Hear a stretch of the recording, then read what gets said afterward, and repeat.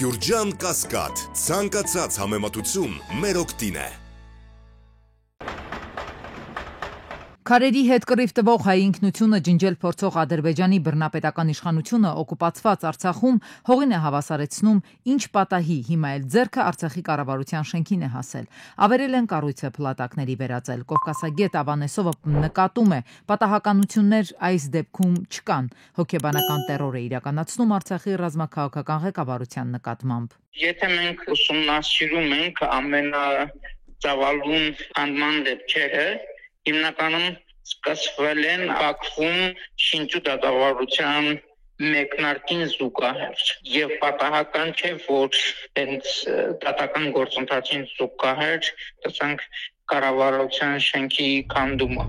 Իրենք ունեն իրենց ծրագիրը եւ այդ ծրագիրը ակնհայտ է հայկական տարածքների բռնազավթում, հայկական տարածքների տիրում, հայկական հետքի վերացում, սա է եւ դա իրականացնում է։ Հային ու հայկական հետքը ոչնչացնող այս քաղաքականությունը նոր բան չէ, շարունակում է արցախցի քաղաքական գործիչը։ Նույն դաժան ձեռագիրը կիրառվել է նաեւ Նախիջևանում Ջուղայի խաչքարերի ոչնչացման ժամանակ։ Խաչքարեր են ոչնչացնում, հուշարձանները մանավանդ ազատամարտի հետ կապված բոլոր հուշարձանները, հայնական պատերազմի, այսինքն այդպես պլանային ձևով այդ ամենը ոչնչացնում են, ինչպես ժամանակի ընթացքում կատարվեց Նախճիվանում եւ Նախճիվանի վերջին խաչքարերը Ջուղայի այս վերջին ժամանակահատվածում ոչնչացրեցին։ Դեռ ամիսներ առաջ թշնամին Արցախի կառավարության շենքից հեռացրեց Արցախի զինանշանը, քանդեց նաեւ ազգային ժողովի շենքը, բնակելի եւ պատմական թաղամասեր։ Թե ինչի են վերածում մեր պատմական հայրենիքը, սցենարները շատ տարբեր են։ Ցանկություն ունեն հիմնովին քանդած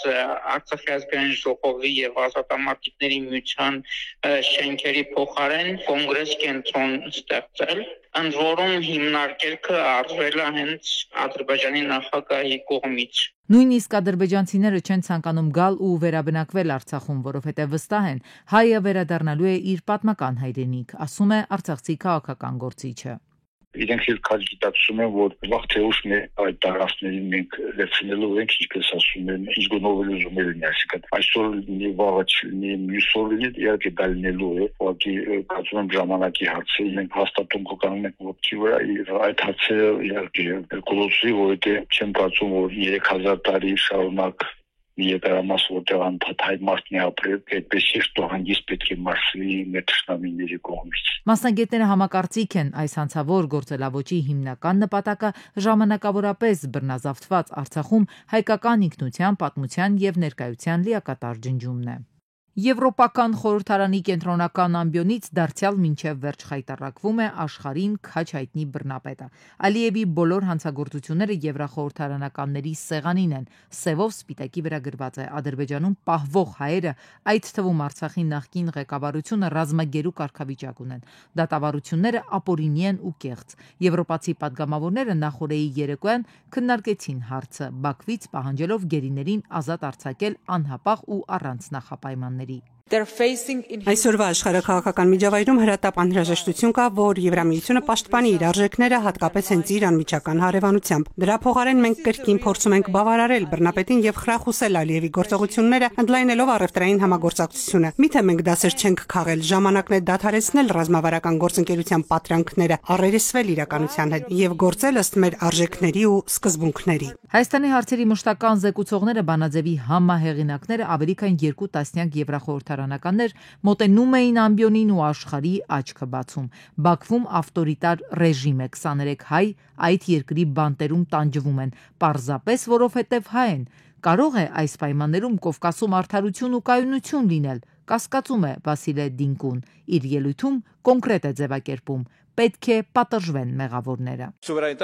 Մենք կօգտագործենք բոլոր հնարավորությունները, որպեսզի Ադրբեջանը պարտավորվի ապահովել կալանավորվածների համար արժանապատիվ եւ անվտանգ պայմաններ։ Խոշտանգումների եւ անմարդկային վերաբերմունքի վերաբերյալ զեկույցները պետք է անհապաղ եւ անկողմնակալ հետաքննվեն։ Ադրբեջանական գազն է աշխարհի աչքերը կուրացնում։ Համենայն դեպս եվրոպացի падգամավորների խումբը հիշեցնում է, այն ավելի կարևոր չէ, քան մարդու իրավունքը։ Քննարկման ավարտին Եվրոպական հանձնաժողովի հանձնակատար Դան Յորգենսենը պատմեց, հետևում են Բաքվում ընթացող դատավարություններին։ Անօրինականություն է ու ամենաթողություն, վերջը տալ է պետք։ Մենք պետք է խիստ պատժամիջոցներ կիրառենք այս պաշտոնյաների նկատմամբ եւ խրախուսենք ապագայում նման բռնությունների կանխարգելումը։ Ապագան հեռու է դրականից։ Տարածաշրջանում ռազմական իրավիճակը հաշվի առնելով մենք պետք է գործենք հիմա եւ ընդունենք կոնկրետ միջոցներ ապագա ողբերգություն թույլ չտալու համար։ Թեև բռնապետ Ալիևը պարզապես հեգդանքով է վերաբերվում եվրոպական այս կառույցին, բայց ամեն դեպքում մտահոգվելու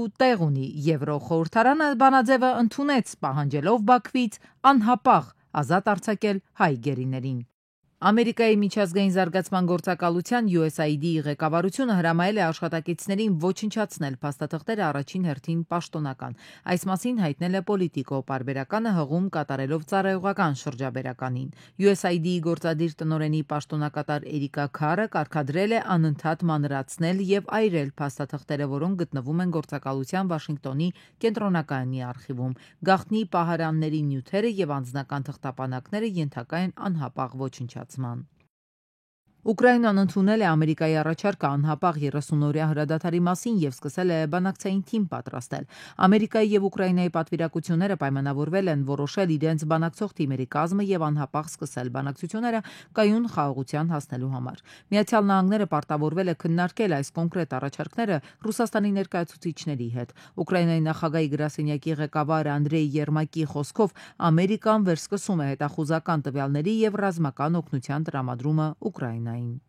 Իրանի արտգործնախարար Աբբաս Արաղչին հեռախոսազրույց է ունեցել իր ադրբեջանցի գործընկեր Ջեյհուն Բայրամովի հետ։ Հեռախոսազրույցի ընթացքում իրանցի եւ ադրբեջանցի պաշտոնյաները քննարկել են երկկողմ կապերը, տարածաշրջանային իրադարձությունները եւ երկուստեք հետաքրքրություններ ներկայացնող այլ հարցեր։ Արաղչին եւ Բայրամովը մտքեր են փոխանակել նաեւ էներգետիկայի, տարանցման, տրանսպորտի, սահմանների եւ սահմանների բնագավառում երկու երկրների միջև գործակցության ընդլայնման եւ Իրանի ու Ադրբեջանի միջև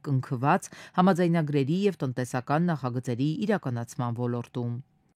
Ռուսաստանի Դաշնության համար միանգամայն անընդունելի է Ուկրաինայում օտարերկրյա զինված ուժերի տեղակայումը, նույնիսկ եթե խոսքը խաղաղապահների մասին է։ Այս մասին հայտարարել է Մարիա Զախարովան։ Նրա խոսքով ԱՄՆ-ն հասկանում է Ուկրաինայի օտարերկրյա զորքեր ուղարկելու հետևանքները եւ հետեւաբար իրեն հեռու է պահում նման ծրագրերից։ Հրադադարի դեպքում Ուկրաինայում խաղաղապահ ուժերի տեղակայման ծրագիր են պատրաստել Մեծ Բրիտանիան եւ Ֆրանսիան։ Սպասվում է, որ մինչեւ 30,000 եվրոպացի զինծառայողներ կպաշտպանեն Ուկրաինայի ենթակառուցվածքները, քաղաքներն ու նավահանգիստները։ Իրանը պատերազմի չի ձգտում, բայց եթե Ամերիկայի Միացյալ Նահանգներն ու իր գործակալները սխալ քայլեր ձեռնարկեն, Իրանի պատասխանը լինելու է վճռական եւ իհարկե անխուսափելի, իսկ ամենամեծ պարտվողը լինելու է Ամերիկայի Միացյալ Նահանգները։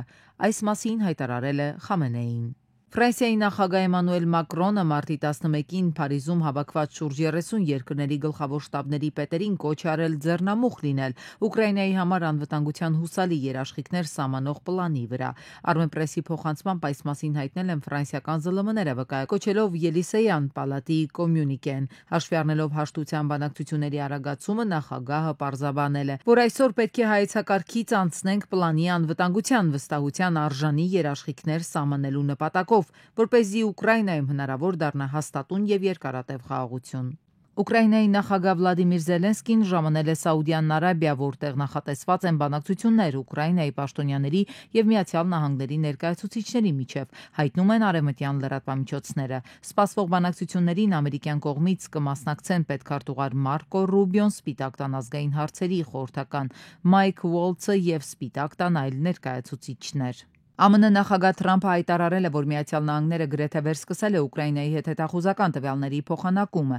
Նա նաև ասել է, որ լավ արդյունքներ է ակնկալում Սաուդյան Արաբիայում ամերիկացի եւ ուկրաինացի պաշտոնյաների առաջիկա բանակցություններին։ Հարցին, թե մտածում է արդյոք վերսկսելու տեղեկատվության փոխանակումը, Թրամփը պատասխանել է. «Մենք գրեթե արել ենք դա Սաուդյան Արաբիայում բանակցությունների վերաբերյալ», նա ասել է. «Ես հավատում եմ, որ այս շաբաթ մենք մեծ առաջընթաց կունենանք»։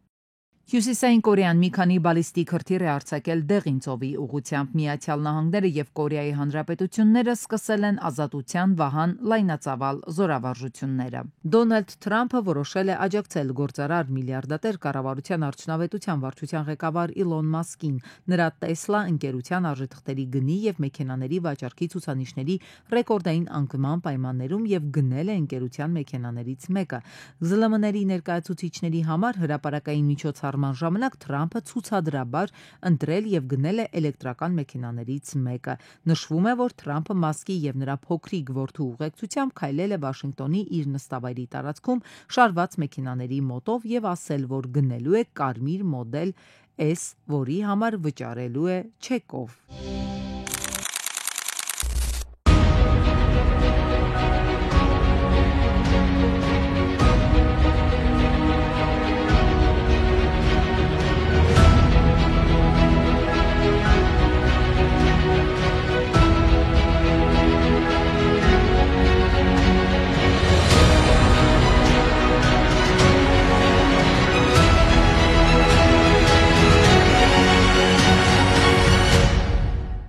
ՊՎԾ-ն մարզային մի քանի համայնքներում արգելել է համայնքային հողերի աճուրդի չեղարկումը։ Կառավարության նիստում հողատարածքների առք ու վաճառքներին անդրադարձ կատարեց Նիկոլ Փաշինյանը, մտահոգություն հայտնելով, թե հանրապետությունում հողեր են վաճառվում 1 քառակուսի մետրը 7 դրամով, 15 դրամով, 20 դրամով։ Եվ ինչու եմ ես սրա մասին իմանում, որ ասենք մեկ էլ մի քաղաքացի որոշում է ինձ նամակ գրի, ես դրա մասին եմ իմանում։ Էլի ինստիտուցիոնալ պրոբլեմա, ինչի ինձ ոչ մի անգամ ես կներեք Իմ բանը չի հերիքում, ես չեմ կարող ամեն ինչի, կամ կարամ լավ չեմ աշխատում, որ ամեն ինչի մասին բացարձակապես տեղյակ լինեմ։ Բայց սա ինչ իրավիճակ է, ես չեմ հասկանում։ Դե չի բան անում, ձեր աչքը չի ծակում դա։ Որ ոնց կարա 100 դրամով հող վաճառվի։ Հողերի ձևական աճուրդներն ըստ Փաշինյանի պետք է վերանայվեն։ Կարող է այստեղ ուրիշ բան խոսում ենք, ես դռնից դուրս են գալիս, հետո ես այնտեղ մեգաֆոնը վերցնում եմ, ասում եմ ժողովուրդ, այն կառավարության նիստում որ ասցինք, դե այդ մոռացանք, ոնց պայմանավորվեցինք, տենց ենք անում։ Չի եղել, չէ, այսպիսի գոնե մի հատ դեպք 7 տարվա ընթացքում։ Եթե հողը գին չունի, թող վաճառվի իր իրական շուկայական գնով, բայց եթե ինքը թանկ է, թող վաճառվի թանկ։ Հիմա մենք էլի բերել ենք հեսա ստանդարտ սահմանենք մի հատ գին ու հողերի կեսը չվաճառվի։ Ազգային ժողովի ընդդիմադիր падգամավորներն առաջարկում են կասեցնել 2021 թվականից տարեց-տարի զգալի չափով ավելացող գույքահարկի բեռի աճը։ Նախագծի հեղինակների դիտարկմամբ այն ունի հակասոցիալական եւ անարդար բնույթ։ Նախագծի հեղինակներն ակնկալում են, որ կվերացվի 2026-ից 30%-ի չափով գույքահարկի բեռի ավելացումը։ Կառավարությունը սակայն դեմ է ազգային ժողովի ընդդիմադիր падգամավորների ներկայացրած նախագծին։ Փաշինյանի ձևակերպմամբ գույքահարկի բարձրացումը լուծում է համայնքների ֆինանսական կարողությունների հարցը։ Նախագծի հեղինակներին ձեռ է տալիս, որ համայնքը չունենա այդ հնարավորությունը, որ երկար ջպերով մարդիկ գան, ասեն, հա ինչա պետք ստեղ, բան, հա մի հատ էլ բան արեք, գրավիլ բերեք, լցրեք, ու բոլոր գյուղացիները զարմանան, ասեն, վայ, սա հրաշք է, երկնային մանանա է, ոնց գրավիլ եկավ, բան, մի քանի բան, քերած ասֆալտ եկավ, պետքա բան անել, երկրպագել, այդ հաստ վզերով եւ մեծ գլխերով մարդկանց, որ կարողացան երկնքից բանի Մովսեսի նմանությամբ մանանայի փոխարեն գրավիլ իջեցնել եւ մեր փոսերը լցնել, որի գոյությունը միջև հաջորդ անձրևն է։ Իդեպ կառավարությունը բացասական եզրակացություն տվեց նաև ֆիզիկական անձանց եկամուտների հայտարարագրման համակարգի կիրառությունը չեղարկելու մասին ընդդիմադիր падգամավորների օրենսդրական փոփոխությունների նախագծին։ Ֆինանսների նախարարությունը նշել է, թե ֆիզիկական անձանց եկամուտների հայտարարագրման համակարգի չեղարկման առաջարկությունը սկզբունքորեն անընդունելի է։ Թե պետքա հասարակությունը մասնակցել է դատական օրենսգրքի փոփոխությունների մշակմանը, այնուամենայնիվ հասարակական սեկտորը արդյունքից դժգոհ է։ Սեղանին դրված նախագիծը խնդրահարույց դրույթներ ունի, պնդում են, իսկ դրա առանցքային փոփոխությունները նախ գործող էթիկայի եւ կարգապահական հարցերի հանձնաժողովի ու մի նոր խորհրդատվական մարմնի ձևավորման մասին են։ Վերջին դիրքորոշումները հենց այդպես խորհրդատվական կլինեն, բայց օրենսդրության զարգացման կենտրոնի տնօրենի խոսքով կունենան կարևոր նշանակություն։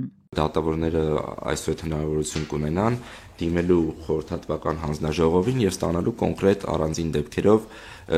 եզրակացություններ այն մասին, թե այս կամ այն գործողությունը կամ այս կամ այն գործությունը իրենց կողմից արդյոք կարող է որակվել էթիկայի կամ կարգապահության խախտում։ Ըստ նախատեսվածի այս մարմինը պետք է ունենա ներառականության սկզբունքով ընտրված 5 անդամ, 3-ը դատական համակարգից, մյուս 2-ը քաղաքասարակությունից, իսկ գործող էթիկայի եւ կարգապահական հանձնաժողովի անդամների թիվը կավելանա 8-ից դառնալով 11։ Նրանց ընտրության հարցում, սակայն փոփոխություններ չեն նախատեսվում։ Ինչպես դատավոր, այնպես էլ ոչ դատավոր անդամների ընտրությունն իրականացնելու է դատավորների ընդհանուր ժողովը, ու հենց սա է առավելապես անհանգստացնում քաղաքասարակությանը։ Պետք է լինի հավասարակշռված կազմ հանձնաժողովի ներսում եւ այդ հավասարակշռումը ոչ միայն ենթադրում է դատավոր անդամների եւ ոչ դատավոր անդամների ներկայությունը, այլ նաեւ դրանց ընտրության կարգի տարբերակում, այսինքն դատավոր անդամները բնականաբար պետք է ընտրվեն դատավորների կողմից, իսկ ոչ դատավոր անդամները ընտրությունը պետք է վերապահվի այլ անկախ մանրին, դա կարող է լինել անկախ մասնագիտական հանձնաժողով, որոշ դեպքերում տեսնում ենք, որ նաեւ խորհրդարանը կարող է այդ ընտրությանը մասնակցել։ Մենք չափանիշները բերում ենք օրենքի մակարդակ, այսինքն թե որ քաղաքացիական հասարակության ինչպիսի ներկայացուցիչներ կարող են ներգրավել այստեղ, այսուհետ այդ չափանիշները սահմանված կլինեն օրենքով, սա լրացուցիչ մեկ երաշխիք է։ Նախագիծն ամեն դեպքում քայլ առաջ է, բայց ոչ խնդիրների լուծում, պնդում են քաղաքասարակության ներկայացուցիչները։ Կոնցեպտուալ բազմաթիվ խնդիրներ դեռևս շարունակում են չլուծված մնալ, այդ թվում քաղաքապահական վարույթների բողոքարկման մասով, այսպես դեռևս այդ բողոքարկման ընթացակարգը դեռևս չի ստեղծվել, մեր մոտ 1.5 տարի է բարձրագույն դատական խորհրդի կողմից հանձնաժողովներ ստեղծված չեն։ Կարծիքները դեռ կամփոփենք, թե որոնք նախագծում տեղ կգտնեն, չգիտեմ, նախարարության պաշտոնյան նշեց, իսկ հասարակական սեկտորը մի վերջին անգամ էլ առիթն օգտագործեց ընդգծելու, որ դատական իշխանության անկախության համար առանցքային կարևորություն ունեն իրենց առաջարկները, դա այն նվազագույնն է, որ անել է պետք։ Հողի մշակը նույնիսկ եկամտի աղբյուր կոչված իր այգուց չի կարողանում փող վաստակել։ Գյուղացիներից շատերն են լսել ինտենսիվ այգիներ հիմնելու ծրագրի մասին։ Կառավարության գյուղոլորտի մասնագետներն ու պատասխանատուները տարբեր ձևաչափերով գովազդում են։ Այն գյուղացիական ֆերմերների համար եկամտաբեր բիզնեսի աղբյուր կարող է լինել։ Սակայն արի ու տես, որ քչերն են կարողանում օգտվել ծրագրից, պայմանները անբարենպաստ են։ Այնպեսի պայմաններ ա դրած, որ այգի հիմնողը, եթե ինքը նույնիսկ լինի մասնագետ կամ ունենա հնարավորություն իր միջոցները ներդնի այգի հիմնման ժամանակ, լինի դա մասնագիտական կամ աշխատանքային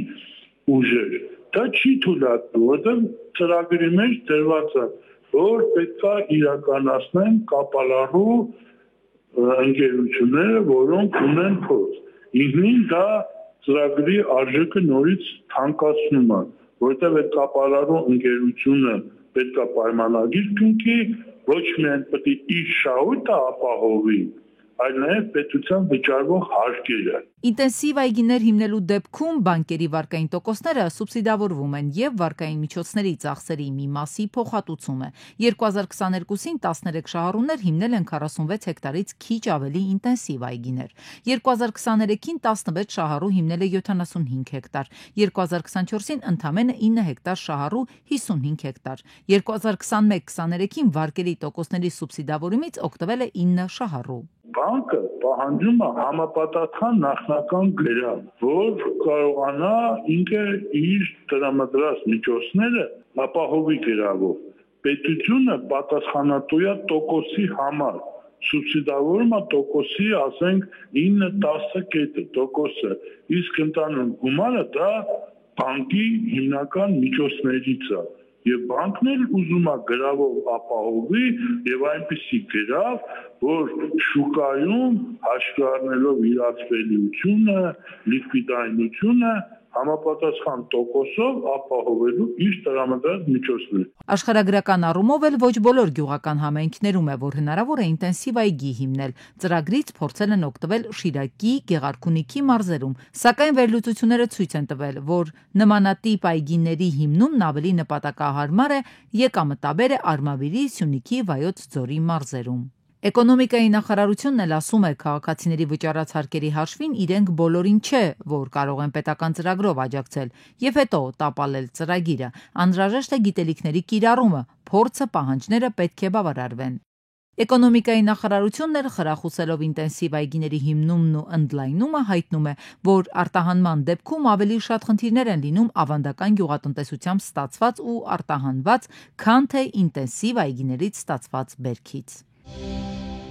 Հարուստ պատմությունը, թե ժամանցի կենտրոններն են գրավում զբոսաշրջիկներին մեր երկրում։ Պատմության ու մշակույթի տեսանկյունից Հայաստանը հաստատ կգրավի օտարերկրացիներին։ Ժամանակակից հանգստի տարբերակներն էլ քիչ չեն մեր երկրում։ Այդ դեպքում ո՞րն է պատճառը, որ նախորդ տարիների համեմատ զբոսաշրջային այցելությունների թիվը հանրապետություն համեմատաբար նվազել է։ 2025 թվականի փետրվարին Հայաստան է այցելել 117,372 զբոսաշրջիկ, նախորդ տարվա փետրվարին զբոսաշրջիկների թիվը կազմել է 120,241։ Մասնագետների դիտարկմամբ թվերի անկումը առաջին հերթին պայմանավորված է Ռուսաստանի քաղաքացիների այցելությունների նվազմամբ։ Մյուս կողմից էլ բնական է, որ այդ թիվը նվազելու էր։ Ռուս-ուկրաինական հակամարտության թեժ օրերին Ռուսաստանի քաղաքացիներից շատերը իրականում Հայաստան էին այցելել ոչ թե որպես զբոսաշրջիկ, այլ մեր երկիրը դիտարկել էին որպես ապահով ապաստան։ Չնայած թվերի անկմանը, միևնույն է, այս փետրվարի այցելությունների մեծ մասը նույնպես եղել են Ռուսաստանից։ Զբոսաշրջիկների 38,1%-ը ժամանել են Ռուսաստանից, 9,2%-ը Իրանից, 8,1%-ը Ամերիկայի Միացյալ Նահանգներից։ Այդ զբոսաշրջիկների մեծ մասը 77,3%-ը Հայաստան է այցելել հանգստի եւ ժամանցի նպատակով։ Ավելի քիչ թիվ են կազմել գործնական, բուժման եւ կրթության նպատակով Հայաստանը նախընտրած օտարերկրացիները։ Զբոսաշրջային առաջին անկումը Հայաստանում գրանցվեց կորոնավիրուսի համավարակի օրերին։ Շուրջ 5 ամիս փակ սահմանների հետևանքով այցելությունները նվազագույն մակարդակի էին հասել։ Փորձագիտական համայնքում ասում են, Հայաստանը կարողացավ հնարավորինս արագ շտկել իրավիճակը։ 2020 թվականին ցամաքային ու օդային սահմանները փակվելուց առաջ հունվարից մինչև մարտի 1-ը 311,000 զբոսաշրջիկ էր այցելել Հայաստան։ Հյուրերի մեծ մասը ընտրել է օդային տրանսպորտը եւ ժամանել Զվարթնոց միջազգային օդանավակայանով։ Ցամաքային անցակետերից առաջատարը Բագրատաշեն անցակետն է, մինչդեռ այրում անցակետով գրանցվել է ամենաքիչ հատումը։ Զբոսաշրջիկների ամենաակտիվ խումբը 35-ից 44 տարեկան մարդիկ են։ Ամենաքիչ թվով հյուրեր են գրանցվել 13-ից 17 տարեկան դեռահասների եւ 65 տարեկանից բարձր անձանց շրջանում։ Թեև նախնական պատկերն արդեն կա, բայց դեռևս վաղ է կանխատեսումներ անել, թե ինչ ընթացք կունենան այցելությունները Հայաստան այս տարի։ Փորձը ցույց է տալիս, վիճակագրական պատկերը հիմնականում սեպտեմբերին կտրուկ փոփոխության է ենթարկվում, այնպես որ զբոսաշրջիկների հոսք Հայաստան դեռ ակնկալվում է։ Ուժգին երկրաշարժի նախադրյալներ այս պահին չկան, սակայն չեն բացառվում հնարավոր թույլ երկրաշարժերը գնահատում է սեյսմիկ պաշտպանության տարածքային ծառայության տնօրենը։ Միջին ուժգնության կամ չափավոր ուժգնության երկրաշարժի հավանականություն մեր տարածաշրջանում հաշվի առնելով որ սեյսմովտանգ գոտում ենք ապրում, սեյսմոակտիվ գոտում ենք ապրում, հավանականություն կա, բայց ոչ այդքան բարձր։ Ընդհանուր առմամբ խոչապ մատնելու կարիք չկա եւ պիտի հետեւեն պաշտոնական լրատվությանը։ 6 բալանոց երկրաշարժ 70 հետ Օրեր առաջ էր, որ Լոռու մարզի Սպիտակ քաղաքը էլի ցնցվեց, ստորգետնյա ցնցման ուժգնությունը էպիկենտրոնում 6-ից 7 բալ էր։ Բացի Սպիտակից այն զգացվեց նաև Շիրակի, Տավուշի, Կոտայքի, Գեղարքունիքի եւ Արագածոտնի մարզերում։ Այդ ցնցումները շարունակվում են, այդ ցնցմանը հաջորդել է արդեն բավականին քանակով մոտ 70 հետ ցնցում։ Դա բնական երևույթ է տեղի ունենում օջախում կուտակված այդ լարվածությունների